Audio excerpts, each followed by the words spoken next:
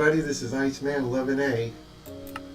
For a long time now, I've been wanting to try and complete a video for everybody, and I guess I'm finally going to do it. Sorry for the delay. I've been having computer-related issues, as you can see, while I'm trying to load in the game. Guys, apparently I need to get a new PC is what I need to get. But anyway, my biggest issue with this is modded Minecraft, and well, the major issue I have is lag, unfortunately, with this, and I don't know why. I got a newer video card. It increased some of my frames per second, because I was down to like maybe 1 to 10 frames per second on this crazy game, modded Minecraft, and I only have 60 mods installed. Well, I never been able to understand or figure out what was going on or why, but anyway, this should be good enough for me to go ahead and do this video on it. But let's go ahead and get the tools and the boxes and stuff that we're going to need in order to complete this project. Okay, so now what we're going to go here and do is that you're going to need the interlock box, you're going to need the signal controller box and the signal receiver box. Then you're going to have to go all the way down this list, remember how many mods you have, go to the Railcraft section, go all the way down, and then get the signal block surveyor and the signal tuner, because you're going to need those two. Make sure you also do a search for any, and the thing what you're going to need is you're going to need the any detector. This will detect anything on the tracks. Now, you're also going to need this, and you're also going to need the crowbar. Let me get this stuff together. Okay, this is the basic setup of what you're going to need right here. Again, the any detector, the signal receiver box, the signal controller box. You're going to need a crowbar, a locking track, the signal block surveyor, signal tuner, and then naturally, the interlock box. Now these are the three boxes or the three main boxes that you're going to use. Okay, now the idea is that we want trains coming in and out of here. Now they can do all kinds of specific things. You can set up like a station here where trains can come in and load or offload or something like that. But the idea is that, as you can see, I got two trains coming up around this corner now, and as you can tell, they're going right. Well, I can't stand this nighttime. As you can tell, they always pass by this corner. Well, if they pass by this corner and then something's coming out, then what do you do? What do you do in order to stop those trains to allow each train to go by one at a time? Well, that's why we're going to be talking about intersections today, and that's exactly what I'm going to do. Alright, so anyway, as you can see, I can't talk this morning, sorry about that, but as you can see, I have two intersections, two major parts of the intersection. Alright, this is one way, and this is the other way. Well, what we're going to do is we're going to take a small block here, and we're going to come over here, and we're going to make some real quick changes here.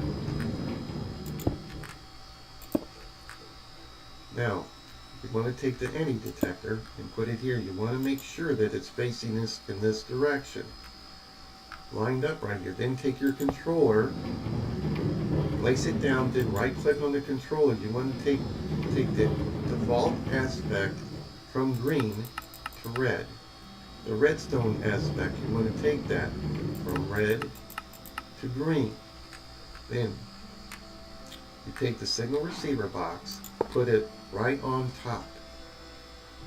Take the locking track, put this down, make sure it's set for train lockdown mode only. Now, how are you going to be able to do is to go ahead and actually change this one over without screwing up your trains or taking your trains off. Well, that's the best part about it is that this is how you're going to do it. As you can tell now, this receiver box now is shut this off, so all the trains are going to stop right here. This is going to give you ample time to go in here and work on this and be able to actually do what you have to do. So this is what we're going to do. Whoops. Same thing here. You're going to take the any detector, and then you're going to take the controller, change the aspects again, making sure that they're reversed. Then take the signal receiver box and put it right smack down on top. Take a track lockdown track, holding track, or whatever you want to call it. Oops. Make sure it's for train lockdown mode. There, train lockdown mode. Okay? Now that's a good start, isn't it? Now the idea is that you don't want any trains in between here or here or here. So you're going to need to take three of the receiver boxes and place them right here. Now remember, all these are going to connect together. They're all going to be connected together and they're going to operate as one. Okay?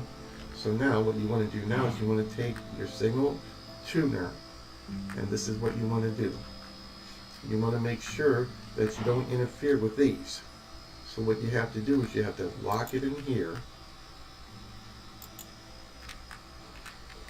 See how that is? You see how it's green? Same thing over here too. You can't use it up here at the bottom with this one. Okay, so what you have to do is you can use the top one and bring the top one over. Place it right here and then here. Now that's about all you really need, unless you want to hook one over here too. I suppose we could, making sure that there's nothing that's going to get in the way of it. The idea is that this entire area from here to here, from here to here, and then from here to here, this area has to be completely void of any and all trains before it will then release the train to allow the train to come in, or even leave for that matter. Now what we need to do now is we need to take the signals, geez boy, sorry everybody, I'm tired. The signal tuner, you come down here to the first one, you right click on it. You come over here to the very first interlock box, click on it. Now click on the interlock box again and take it back, and this time you're going to right click on the receiver box. Now you're going to do the same thing for this one. You're going to come over here and you're going to click on this just once. Make sure you click on it once. Go to the interlock box, click on the interlock box, and click on the interlock box again. Now it's going to connect over here to the receiver box. Guess what? Now you're all set up. Let me get some light on this. Okay, now you want to do is get your trains running again. So we need to put that on here, huh, don't we? Get this going.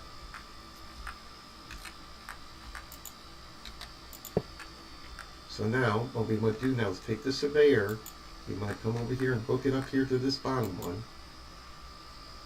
Just like so.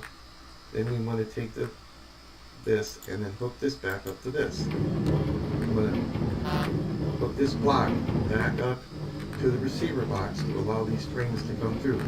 Now as you can see, the trains are going through here normally just like they would be. Now here's what we're going to do now, is that we're going to set up a couple more trains. Now I'm using the creative trains in this demo, so I didn't want to have to worry about fluid or fuel or anything like that.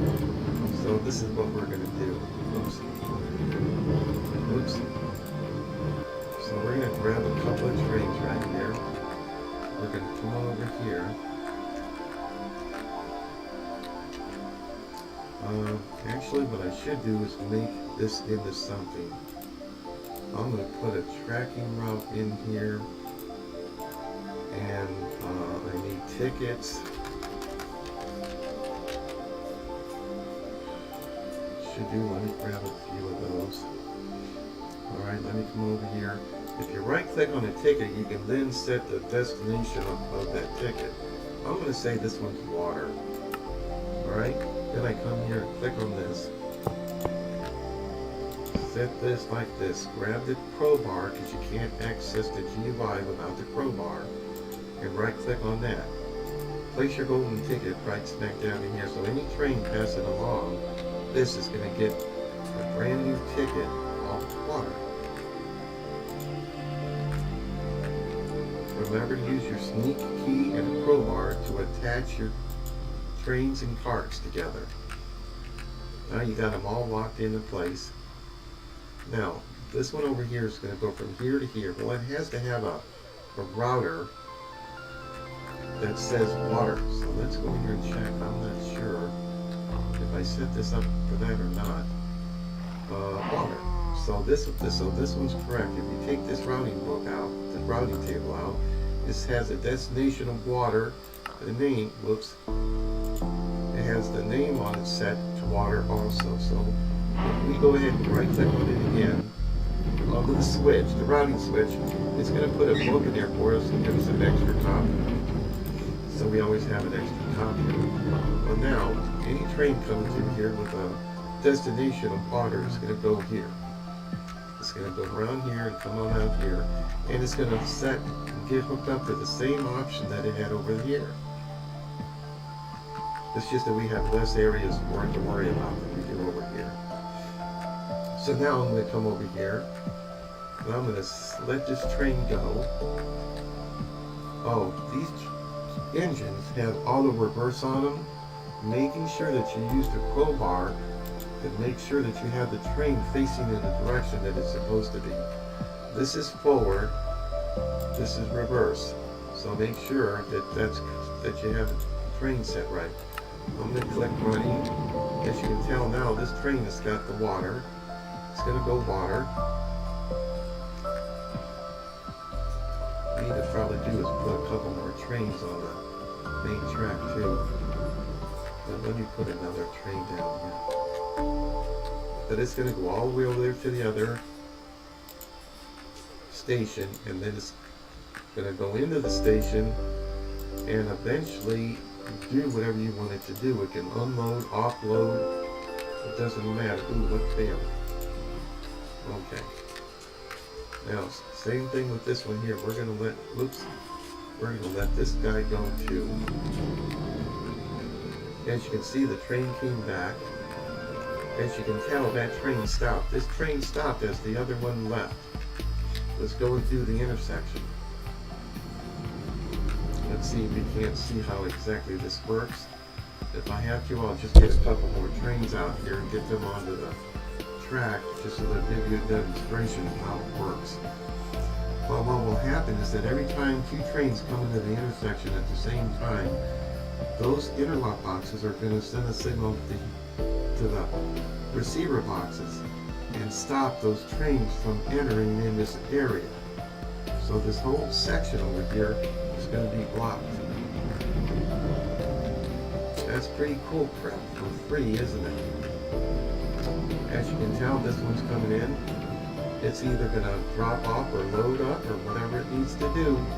Here comes the other train. See how it stopped each of the trains as it was going by? See that? It stopped the train from exiting when the other train passed by. That is so cool the way that works. But anyway, if you get lost or if you want something similar to like this, check out Forecaster's videos. He's got some Forecaster's got some videos to show you how to set this up. This is how to keep your trains apart. This is a very good video that he made a long time ago, and I've been wanting to make this one about 3 or 4 years ago, but I just haven't been able to until now. So if you guys have any other ideas for any other tutorials for Minecraft, please let me know. Enter the comments below. And I'm not going to sit there and ask you to sit there and hit the like button. That's going to be up to you, or even the notifications button. That's going to be up to you if you want to subscribe or not. But Any views, any opinions, please let me know. You can also do the same thing with a double track. Let's see what would happen if you have a double track coming down here. There's like a double track. Well, let me see if I can. See, like there's a double track that comes through here,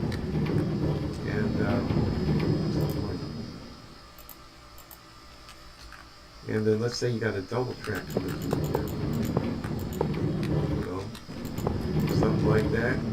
Well, you can also do that too. If you want to see something like this working, let me know, and I'll set it up and show you how to do a double track, even a triple track, if that's what you'd like me to do. Word of caution, when you use these trains, make sure that you don't have them stop on a corner. Make sure you have enough room between the stopping area and the release area. What I mean by the stopping area, this is the stopping area. This is a release area because there's nothing here to stop the train. Try not to let them stop in the corners because of the auto reverse on the engine.